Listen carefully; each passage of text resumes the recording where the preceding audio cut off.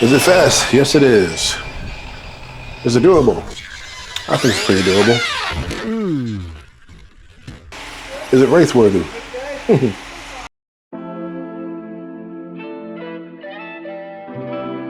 From the time I purchased the HoBao Hyper SSTE to the time that I put all the electronics in it and everything else in it, this thing has been bashed from here to Kingdom Come, and now I'm racing it. This is my 2-year review for the HoBao Hyper SSTE.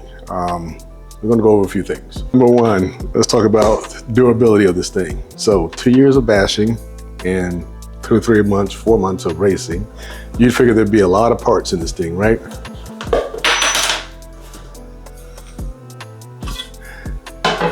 This is the only thing that I had to replace every one since I've owned it. That's the chassis. It is not straight anymore. It is warped. It's tacoed, it's warped. So that's the chassis. That happened during this high-speed run.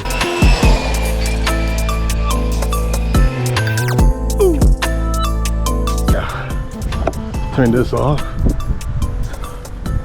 That chassis is done. She hit that curb at 67 miles an hour.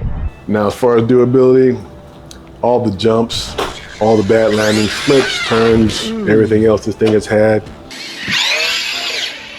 These are the original suspension arms that I have on them all over the place. As you can tell, that's the rim wear. Look at it. It is bad. They are bad. But those were what I was racing with and bashing with. 2 years of bashing, and that's the only thing that damage that I've had so far. And again, if you want to look at, if you want to think about it this way, these are some of the toughest diffs you can find on the market right now in any RC car. And I'm saying that because I did a comparison with HoBao, Team Corrale, and Team Corrale. And if you want to watch that video, I'll leave the link in the description below, and I'll leave it in the video so you can go check that out. But yeah, compare those diffs all together, and the beefiness of the gears in the HoBaos are insane. It's just insane. But drivetrain, I haven't bent any drive shafts yet on this center, the center drive line dog bone. Haven't bent any of the drive cups or dog bones and universal drive shaft in the front or rear. Haven't bent any of those yet. And again, you've seen those tumbles and me bashing it around. I don't know what to tell you. It's a tough truck. Now, handling part. So let's talk about handling. Handling on my back 40 and my track. I'm using Copperhead 2s where I'm just bashing around. I use the original tires for driving on my track. Handles decent. Again, I'm not an expert driver out there. I'm out there having fun. Just that straightaway, I'm just blasting as fast as I can, going around those curves as fast as I can. Now I'm learning how to be subtle as far as the race port. We'll get to that in a minute. But yeah, it handles pretty good out there. All right. Sits low to the ground. It will get hot on the chassis because of the heat in the grass or anything else. Chassis gets hot, so let that heat up in the air. And that's not what I want to talk about. But yeah, its drivetrain is tough, rough, durable. Chassis is tough. You want to upgrade to the 7075 CNC milled out one. Do that, just to make it even tougher. Handling wise, it handles pretty decent. You have to tune it what you want it to drive like. As far as bashing, now as far as racing, I'm taking a tank to an Indianapolis 500 race, right? Or you can say I'm taking a sledgehammer to a surgery. It is what it is. It looks heavy, everyone. It looks like it's a big beast, but it really isn't. If I take the side skirts off and put a normal, like you do a Tekno or a Team Associated body on here, or a Pro Line truggy body on here, it will look just like one of those sitting out there, right? And here I am sitting next to two of them. You got a Team Associated in the front left, and then you got a Team Tekno in the front center, just above me. And I'm the blue, black, and white one in the back. And again, she looks like she's a big, heavy monster, but she really isn't. 1,000 rear, depending on what I want to do. Now I'm running 15 in the center, 20 in the front, and then 6 in the rear. That's what was recommended for me to use as far as like racing on indoor track, and that's what I have in here. Handling, I'm still learning the ins and outs, everyone, on how to set up the droop, how to set up the camber and toe, until I get that figured out. As far as me driving it, and you guys saw in a couple of those races, I turned that corner and that thing just wanted to break out, break loose, and slide all over the place. till I get that figured out, what I need to do to prep my tires and how I need to set up the camber and toe and ride height and everything else. I think I did pretty good out there. You see me out there with the Tekno, you see me out there with the Team Associated, you see this out here with the Mugans, and you might see it out there with a Sparko as well. But again, this is HoBao. They was a race team, they was a racing company, still are. They still design their cars and to race and to bash and everything else. That's how durable this thing is. So let's talk about cost effective. 2 years of bashing this thing.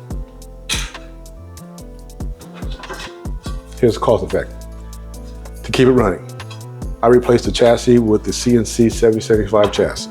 $76. 76. Let's go $77, round it up, all right?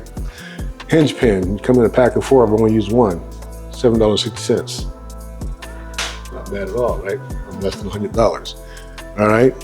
Now, I did replace all the bearings in here for the race part, not because, well, no, one did blow out. It was this one here in the rear. That's why you hear me saying every once in a while in old videos, HoBao has a very distinct sound, that sound. Yeah, well, that bearing blew, so I had to replace that. So I replaced all the bearings, $30. Now I'm at $105, $107 right now. That's about it, everyone. As far as costs to keep this thing running for 2 years, in 2 years' time, I only spent $120. That's pretty freaking awesome right there. All right, so let's go to a verdict now. If I thought about this all over again, would I buy another SSTE? Yeah, here's why. Because I did it with the cage truggy. That's an SSTE, I converted over to a cage truggy, everyone. That's how much I like the SSTE. That's how much the SSTE is durable. And again, I put this thing through a lot of crap, and now I'm racing it. Okay. Now, do I have any regrets? No, I have regrets. Well, I have one regret. Letting that thing hit a curb at 67 miles an hour. That's the only regret I have.